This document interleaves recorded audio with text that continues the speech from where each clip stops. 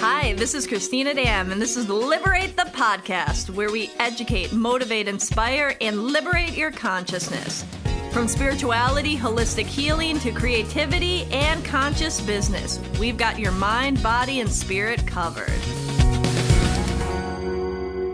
Hi, welcome back. So I'm really excited because the person that we're speaking with today, that's sitting right here, has literally changed my life. And this is Jay Bradley. He is an amazing breathwork facilitator. He is an amazing massage therapist, among many other things. He has his own book about, being healthy. What's your title of your book again? Jay Bradley Lifestyle or something? No, it's Live, Look, Feel, the 12-week guide to live longer, look younger, and feel better. Okay, I know. I could see it. It's white and green, and I blinked on it, and we carry it here too. But I can't express enough of how powerful this individual is on changing people's lives in a group dynamic and on a one-on-one. And so we're going to dive into that today and really understand the power of breath, understanding the power of forgiveness, because, he incorporates both, where it's not just about breath work, it's about also incorporating Ho'oponopono, which is a forgiveness technique that, in my opinion, once you're in there and your breath energizes you and you're fully in full intention, that power of intention becomes even magnified and allows for breakthroughs to happen beyond what you could even imagine. So welcome, Jay. Yes, thank you so much. I'm so happy you're here. I'm happy to be here. Yeah. This is like my second home. I'm here a lot. We're glad that this is your second home. So Jay, what else do you want people to know about you? Well, besides your charming, amazing good looks. Right. That's about it, really. There's nothing else. Okay, we're done. That's it. Great to see everyone. I think this idea that we're all healers, and especially people drawn to Liberate and, watching this podcast. And I love to really support people in that. I think that we all feel like we have to arrive at a certain place, to be worthy of being a healer. But I think we all have a message, and I don't know, I just really love to encourage that in other people. That, we're never there, we're never totally fully arrived, and that it's okay right now, today, to step up and just do what you can to help people in whatever modality, you want to use. Yeah, and for the people that aren't practicing healers, but are the ones, coming in to work on themselves, being present to wherever they're at and how much they can uncover in that moment, right? Right, and people are healing in different ways too, right? Music, writing, in their job, and whatever they're doing, there's a way to always be of service. And I think it's a great place to be. And I feel finally, after 50 years, I feel like I finally get what it means to be of service. I know you guys are looking at him right now and being like, there's absolutely no way that he's been on this planet for 50 years. I felt that too, and for a long time I wouldn't believe it, but that's why you need the Live, Look, Feel. Look, Feel book, so you can keep the youthful tendencies.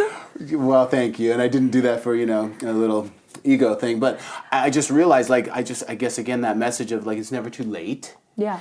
And we're all on a journey, and I don't know, for some reason I didn't figure out, that whole, I think it was more me for many, many years, because we're all trying to survive and make things work, and I don't know, it's nice just to be at a place where, wow, I really wake up and I want to help people, and I don't know, that feels so good to me.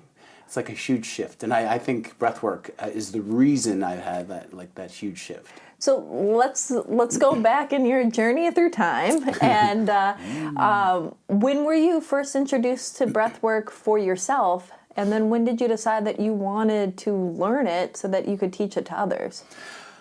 I mean, probably about 25 years ago, I went to a healer who did some breath work. Mm-hmm. At the time, I didn't really know what was going on. I was lying on a table doing some deep breathing. Okay. And then I was sobbing, hugging a teddy bear, right? I'm talking, sobbing. I don't know what was coming out of me. And I'm like, whoa, that feels good. And I saw her for a bit. I know what you're thinking. Wait, how that feels good. No, trust me. When you really let out a deep cry, if you haven't, and you've been holding yourself back, it feels good after. It does. It feels so good. Okay, so you're hugging the. Yeah, and then I moved out of Toronto. I'm from Canada, and so I couldn't see her anymore, and I just continued on a different healing journey, trying different things, and then had a little bit of rebirthing, which is another style of breath. which was really powerful. And then just about 3 years ago, I went to a small men's group that was doing breath work. Okay. And I didn't really want to go. My friends like, just come on. And so I went, and am I ever glad I went? It was like one of the most powerful, life-changing experiences for me. Wow. Sweating, cold, chakras popping open, lots of emotion, things that, I wasn't really expecting. And I was hooked. So I started to do it daily, started to go to classes, and then studied with a couple of teachers. I just knew that if I could feel shifts so quickly, I just wanted to really incorporate that and help others. That's magical. And, I always say that it's one of the most powerful things that any skeptic of whether we have energy or energy centers or that we are energy, that if you go and you do a breath work and you do it right, you're going to feel things like you never felt anything before. Talk about how people's hands curl and they get stuck. And tell me about it. And by the way, Christina's been to my class many times, and you can breathe. This girl can breathe. You give it. And that's the thing. I always say the more you put in, the more you get out at the end. There's sometimes that I'm a little lazy and it's been a long day. And I realize that, I still have a pretty deep experience, but it's not the same as if I'm really pushing myself. Man, my hands go like this. I can't move. And they're stuck. I feel like I have I became a crab. Yeah, it's called tetany. Okay. Tetany. Tetany. And why does that happen? Tetany is the releasing of carbon dioxide from the body, and it's like a bit of an imbalance to how we normally walk around with oxygen and carbon dioxide. So when it leaves in excess from the body, it can cause some restriction, some numbness, some tingling, and then this claw-like hand, right? Sometimes you're lying there, your hands will be like this. And it's freaky at first. Once it's happened, you understand it's normal. And then once we relax, everything goes back. Yeah. But you can feel tingling and numbness in your feet, your legs, restriction in the body, yawning, emotion of all types can come up.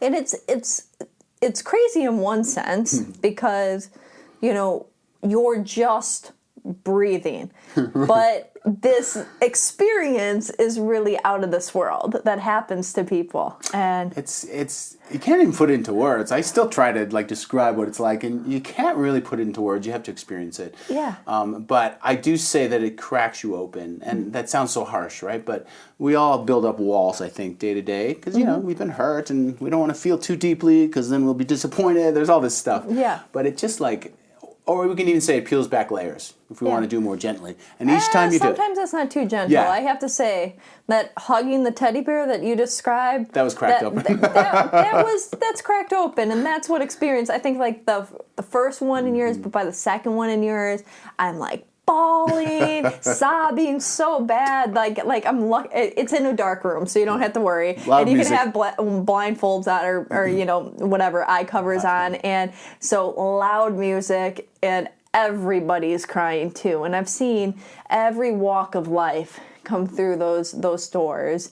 And from people that have that really tough exterior you can tell they probably haven't cried in 20 years to... I had somebody say that. I hadn't cried in 20 years. No. And then you have the softer person that you might judge and say that they might cry a couple times a week, and everything in between. But everybody has these massive deep levels of transformation and in touch. But that power. So you go to this men's group and you're hooked. And you start going every day and you say, okay, now I need to train with these teachers. And then when did you get to the point where you said, I want to share this with others? I mean, I started really quickly because I have a healing background too. I'm a Reiki master, hypnotist, and I've done massage and body work for many years. So it felt really natural to be working with people. So I just started to invite friends over. I'm you have to try this. And I just almost, practiced working with friends. And, they had a similar effect to what I had. And I knew, I was onto something. And so as I learned, I also did it with other people. Yeah. So it was an automatic arm to that already, healing self that you were. Exactly. And I was literally at a place, I can't really explain it. I mean, I've talked to you about having some anxiety and depression and other things, but there was it was like I couldn't quite feel joyful. You know, there was like, I was right here and I knew joy was here and I couldn't get there. Yeah. And something happened with the breath work so quickly that like I was able and I am able to feel so much love and so much joy. I could cry talking to them. Like, you know, it just keeps you so open and raw that I knew I was onto something, because I can't be the only one who's walking around a little bit numb. Yeah, I think a lot of people are, especially now, so more today than ever before. I agree. I agree. But you do give that very authentic, deep love to everybody, and that attention and that care and that presence, right? Oh, good. Thank you. You know, and I think that that's what breathwork also helps with, is being present. Yes, it really does. It gives you empathy and compassion. And, you know, it heals relationships of all types. That word heal is so powerful, but it really does. I mean, I've seen a lot of cool shifts in my relationships, a lot, where before I was judging them. You know, there's the ego, right? Always wants to make you right and them wrong. Parents, for example. And there's always things that you can pick on. But boy, when you get softer and you realize we're all in it together and nobody's perfect, and then you can do some of the Ho'oponopono. Oh yeah, let's talk about that, because when did you get exposed to the Ho'oponopono? Many, many years ago. And what is Ho'oponopono? We need to tell people too. Ho'oponopono, or people say it very differently. It's an ancient Hawaiian healing practice. I've read about it, I learned about it many, many years ago, and I always thought it was fascinating. But again, until breathwork, I never really felt the words. You know what I mean? I used to repeat them, but I couldn't quite feel it. So I was at home practicing on my own, and I just thought, wow, wouldn't it be a good time now to bring in some Ho'oponopono? And I started to do it on myself, and that just deepened the experience. And I knew I was onto something, breathwork and Ho'oponopono. Yeah. And so it's been around thousands of years in Hawaii. It's like a family. They often use it in families to help merge and mend relationships. And it basically stands for correction. Okay. You know, there's different descriptions to it. You're like correcting a situation. And so there's 4 phrases. I love you. I'm sorry. Please forgive me. And thank you. And the whole motto and the whole idea of it is that we take responsibility for everything in the world. All the bad stuff that's happened to us, all the stuff that's going on in other people, we can take responsibility. Because, you know, we're all connected. And even if somebody has really wronged us, maybe if we can understand that our soul has attracted it in some way, even if it's like 2%, if we can own 2% of it, then it helps us from being a victim. And it makes us more empowered. Absolutely. And on some level, every vibrational force you attract, right? And so if you can ask yourself, you know, how does this serve me instead of poor me? Yeah. And acknowledgement, even if it makes you miserable, even if they were the worst person in the world, what about you allowed that energy to be present in your life, right? Yeah. And what do you need to work on in yourself to let that go? It can be tough. It can be. I felt like I was very much a victim in some areas of my life. Maybe we all are, right? We all are. There's there's the spectrums of life and the different areas if you map it out like a pie. And you know, most people, you know, they'll be really good in 1 or 2 areas and really bad in a couple, and maybe more mediocre in some of them. But you got to look at, you know, where are those challenges in order for your wheel to actually spin. Yes, yeah, I agree. And I think that's the other reason I love this practice. It helps you to just reconnect with yourself and like love yourself through all of the crap. Yeah, that's one of the big things. Talk a little bit about that, because you take that Ho'oponopono and you have people apply it to their self, to their mom, to their dad, to different experiences. And you do take it a step further. You don't just have it be the 4 phrases, but you take the principle of it. Yeah. But, you know, so share with why definitely that most of the time it's yourself, it's your mom and your dad. Yeah, well, look, we're our worst critic. We bully ourselves like no one else, right? And those voices are just constant. So when we can send it to ourselves and then our inner child too, that poor kid, right? That kid who's just like felt alone and unsupported. So we send all that love and forgiveness to the kid as well. And then I always feel like our parents, you know, they get we're so hard on our parents, right? They're doing the best they can. And often whatever they don't deal with, we have to deal with. And so if we can let them off the hook, send them love, send them forgiveness, and that really helps to heal a lot of what's going on in our life. Yeah, because ultimately, I'm a firm believer of if an event happens and it wrongs you, okay, it hurt you in that moment. But if it continues to hurt you, it's only by you holding on to it, that's what's continuously hurting you. Yeah. Do you want it to be that experience? Or you want to let it go? And at the end of the day, if we live with the presupposition that everybody's doing the best they can from the knowledge and the resources that they truly have, right? Yep. You're absolutely right. And it's like, I know it's hard for people to wrap their head around, but if you really even take and look at people that have created even crimes and different things, like from their point of view, they think that they're doing what's best. If somebody goes in and they rob, let's say, a liquor store, and they do so because they're trying to get money from maybe their family. Maybe they accidentally, not accidentally, but, they end up hurting somebody in that process, right? Yeah. But from their perception, they thought they were doing what was right for them, from their viewpoint, from their perspective. Yeah. It's just sometimes we have this limited, and if you can apply that to your parents, and that's what I think that is so effective with the Ho'oponopono and applying it to the parents, is that in that moment with that energy cracked wide open, your students can see that your parents are just people. Yeah. And just like we make mistakes and maybe we've wronged people in our lives, or we haven't treated our friends, or if some of us are parents, we've done mistakes with our kids, right? Yeah, absolutely. We're all doing the best we can. We are. Maybe we think that people should know better. Yeah. But the bottom line is sometimes they don't. Sometimes they don't. Yeah, and I think that's a really interesting point too. Like, we're not necessarily giving people permission, especially if we've been abused or treated really poorly. Yeah. I think some people are afraid of forgiving and loving because they think, oh my God, they're going to come back into my life. Yeah. Or I'm welcoming their... It's actually the opposite, I think. When we can truly love and forgive, I feel that, their energy and everything just clears away. Well, yeah, because if you're holding on, if you really think of, if this is this energetic rope and we're attached to it, and you're holding on and I'm pained you, and let's say I caused, I did severe abuse on you when you were a child, and you're not letting it go. I'm constantly, my energy, that memory is there. But if you let go, that's no longer there.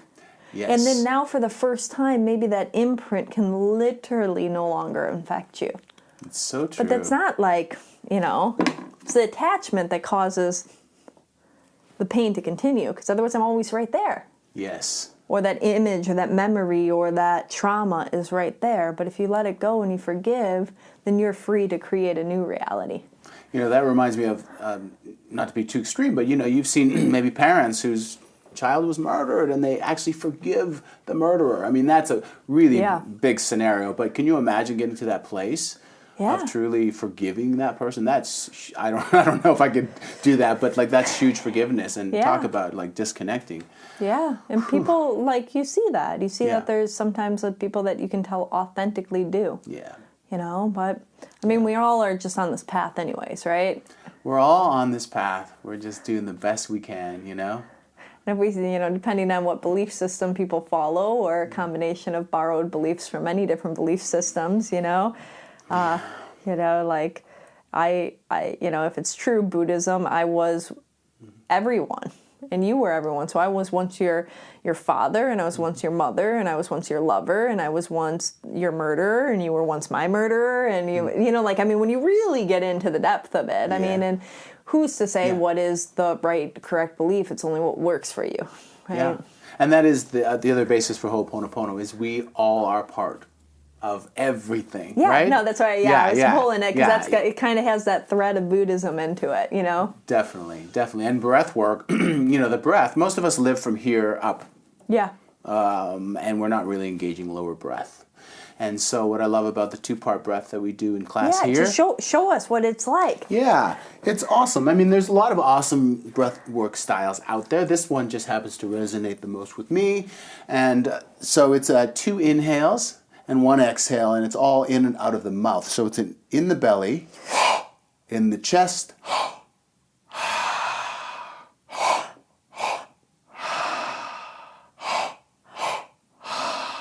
right? right? And we do that lying down to music, and it's I always say the first few minutes, or sometimes like yesterday I was really tired. I did it at home, and it took about 3 songs for me to get into it. But then by the 4th song, I was flowing. I was speeding up. I felt great. Yeah. It just depends. We're all tired. We all have challenges, but overall, the breath is easy and it's circular, which is what I love. How long do you recommend doing it for? If you can do the full amount, and what I do in class here is 24 minutes. Okay. 24, 27, something like that. Okay. 17 to 27 is a good amount. Okay. But some people like to do this practice every single day for about 7 minutes. Oh, okay. Just to kind of quick start. Like 2 songs. Yeah, exactly. Wake up, get things kick-started, and then get on with their day. I personally prefer to do maybe, for me now, like 3 days a week, where I do a full session. Gotcha. I feel like I get more out of the full session. And do you do the Ho'oponopono on yourself after, too? I do. I do, and I try to do it throughout the day. Just whenever I can. Sometimes I wake up in the morning and I'll say it to myself or to others. If I'm feeling a little anger or judgment, I try to do it. I try to always be aware of that, and also try to always be aware of engaging in the breath. And what I love about the 2-part breath is the lower breath engages all of that lower body and your lower chakras. Yeah. And then the chest breath is everything from here up. And so you're really waking up all of those energy points in the body. Yeah, and you say that it's detoxifying too. It Can you explain a little bit of that? Yeah, there's tons of health benefits. Boost immunity, because oxygen in our cells. And the carbon dioxide's trying to leave, right? I just learned that's why. I knew that it's what it was called, but I wasn't sure why. Totally, and it feeds our brain and all of our muscles and organs, oxygen, so it helps with memory and stamina and vitality, helps to detox the cells, really helps digestion. My God, I knock on wood, I feel like I healed a gallbladder issue that I've had for 20 years. That's all about digestion. It's all about self-worth, too. Yeah. But, by breathing and focusing and opening up that area, Yeah. Digestion, all of that stuff improves as well. Well, and I would have to say that it's got to help fight some serious diseases too, because there's been studies that say that a fully oxygenated cell is immune to cancer. Right. So Yeah. if you were breathing and you're getting more oxygen, I mean, I'm not saying it by any means that breathwork's going to cure cancer or eradicate it, but it very well could have a very positive effect on prevention and correction. I can't wait until more studies are available. I feel like breathwork is making a resurgence permanently now. I feel like it's going to be as popular as meditation and yoga. And I think that there will be more and more studies to show, follow people who are doing breathwork and just to see all of the improvements in their body. But I would think most definitely, cancer feeds on acidity, and this can bring in more alkalinity into the cells, like you said. So I can only imagine that, that it would help. But whenever somebody is dealing with an illness or anything, I always suggest they check with their doctor before, doing anything too extensive with breath work. Yeah. And now you've started to incorporate and work with doing sound healing with breath work too. You want to explain a little bit on that? Yeah. I've been working with a couple different people. Shanila and Gina are awesome. They do great sound baths. So we decided to team up, do the breath work first. So I do something similar to what I do in class. We do the breath work and then some Ho'oponopono. And then they come in with their sound bath because, like we said, the breath work kind of cracks you open. And then the sound will come in and just like almost rinse away any residue, any more heaviness that you're holding, any toxicity or fears. It just has a wonderful way of getting you to that theta level. So by the end of it, you are definitely floating out the door.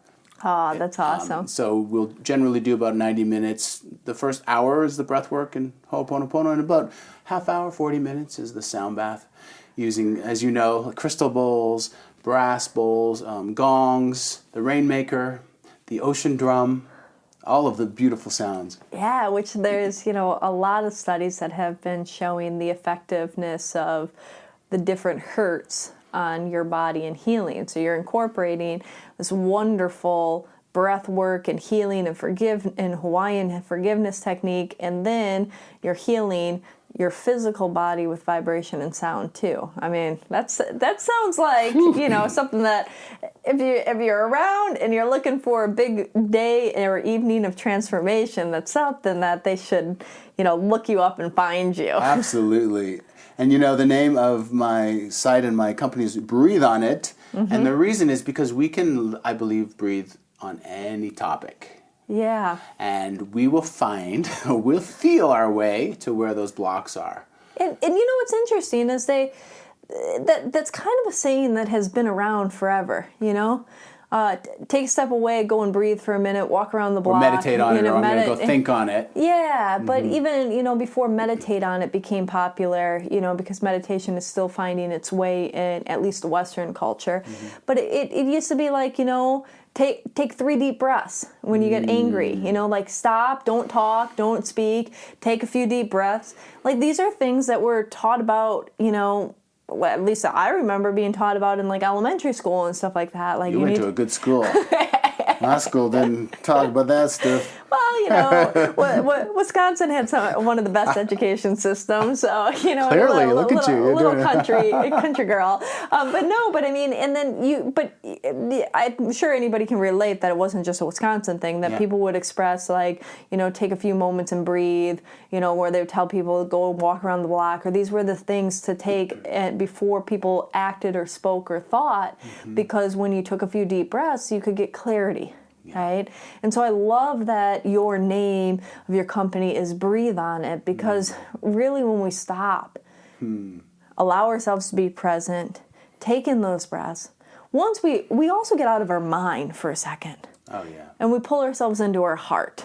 That's exactly what I love about breathwork. Yeah. It gets us out of our mind and into our heart. Yeah, and I've sat in your classes where right before I walked in, I'm going in my little minutia and my story's going and I'm irritated or whatever because of some course of events, and I'm like, oh, maybe I shouldn't do it today. And then I go and I lay down, and then whatever I was stressed about or the judgment that I was projecting onto another individual, suddenly it's like this beautiful loving energy comes, and then I take responsibility and ownership. That's what it drives you to. And then I feel solution. And the ideas pour in the head. Do you find that? Oh my God. I wake up inspired every day, and I would say stuck for years. I am so inspired. I have creative ideas. I'm in the flow. I have products. I'm working on this. I'm working on that. Yes, because when you're in your heart and not up here trying to figure things out, but you're feeling your way a little bit more, things pop out because there's room. Yeah, no, it's beautiful.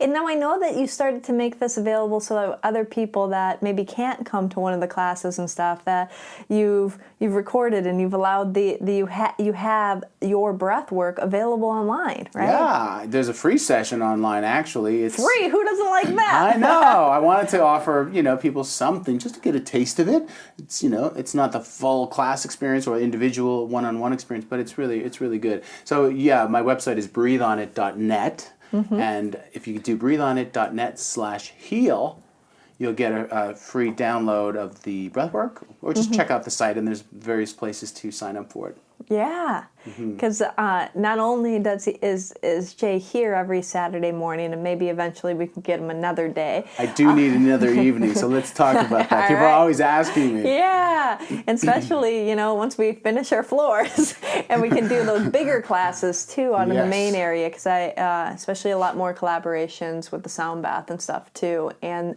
just your sessions on your own too that you do. Great. But I know that you do other places around town too.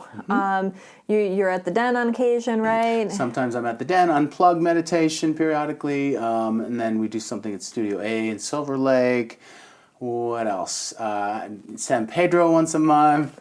And yeah, a little bit of corporate stuff here and there. So, and I'm not just saying this. Liberate is my home. I love it here so much, and I wish I could be here every day. I want people to find you so that they can find you, right? So if you're at, people are, I joke, but I'm one of these people too. Like I used to live over by Los Feliz, and I would never want to go past Western. Yeah, totally. And so, there's certain people that live on the west side that don't want to go past La Brea or even Highland for sure. So like I understand, we are centrally located here at Liberate, but there's people that don't want to go different places. So No, I agree. And people are often asking me for an evening class. So Yeah. definitely something we should discuss, because I know Saturdays doesn't always work.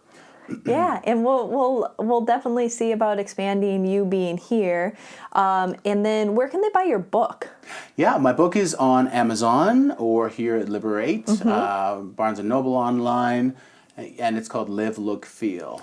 You know what? We're going to pause for 2 seconds. You're going to look at wonderful Jay, and I got a copy of it. Ooh, bloopers.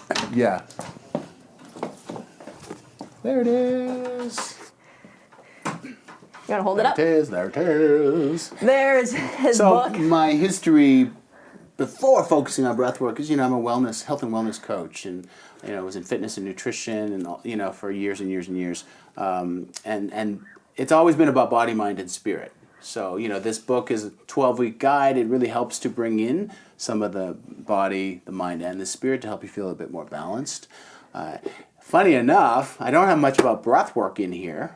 But that's why you come here, you go on his breatheonit.com or .net, Yeah. and you find, that, but all the other beautiful inspiration from his journey of self-development, empowerment, and healing others. Yeah, it's been awesome. And I have to say thanks to Liberate and to you. You were one of the first places that I started to teach. I walked in one day. I'm like, oh, this is in my hood. Hey, do you need somebody teaching breathwork? And then coincidentally, me and Jay live in the same building, too. I know. That's so crazy, right? Love it. Oh, well, thank you so much, Jay. My pleasure, Christina. Thank you for having me. I really appreciate you and the changes that you made in my life and that you continue to make in others. And I'm not just saying that. I know I interview a lot of different people, but I don't do a lot of work with a lot of different people. And being a healer and a person that has studied a lot, it's hard to find somebody that really can take, you hit different plateaus with anything. And so, but you did. You were able to take it deeper for me in ways that I had been stuck for a long time. So I just need to give you that and say my sincerest gratitude. I'll just say thank you. Yeah, I'd like to just say I'm a catalyst. We're all catalysts, and I don't want to repel that, so I'll say thank you.